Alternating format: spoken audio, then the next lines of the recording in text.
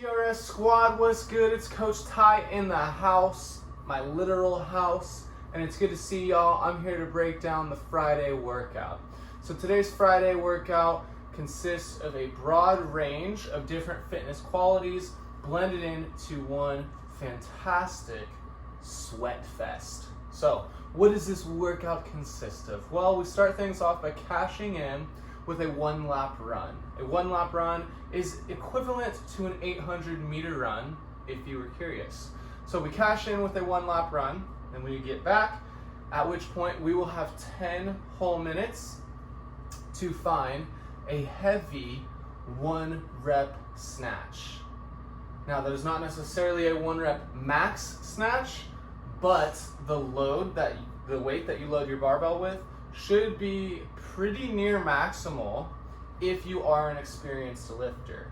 Now, if you are not an experienced lifter, you're going to utilize those 10 minutes as an EMOM in which you will be completing 4 snatches. So every minute, on the minute, you will complete 4 snatches for 10 minutes. That's for the newer lifters. For the more experienced lifters, you'll use those 10 minutes to find a heavy 1-rep snatch. That's, like I said, a near maximal load. Should take 100% of your energy to thrust or extend the hips to get that weight overhead, and then catch it in the bottom of an overhead squat, followed by a stand up of the weight. That is what we call a heavy snatch.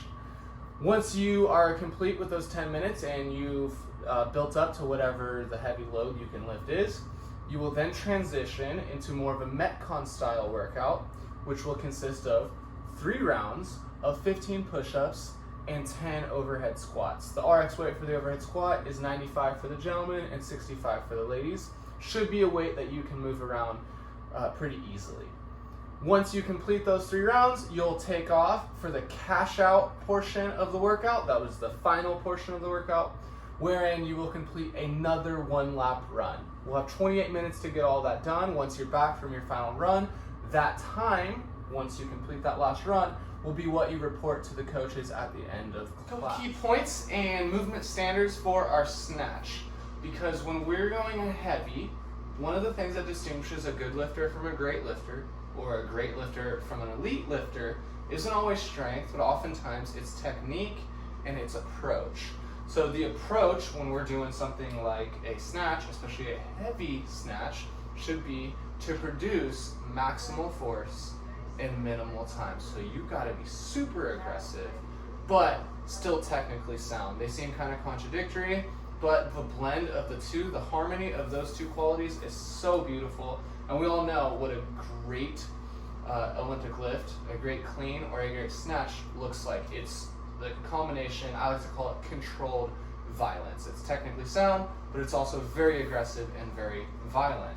So we're producing maximal force in minimal time. We bring that barbell to the hips, at which point we rapidly extend. So we're getting tall. I like to say we get tall before we get small. So that's catching in the bottom of the squat. Okay? So then you stand. Let's remember that we want to be patient as we bring the barbell to our hips.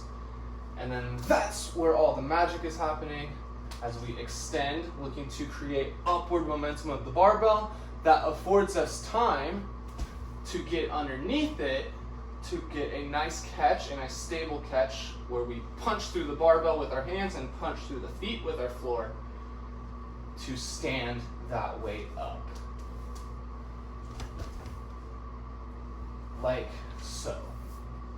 Get that snatch. Let's get heavy. Here are a couple tips to make your push-ups more efficient and smooth.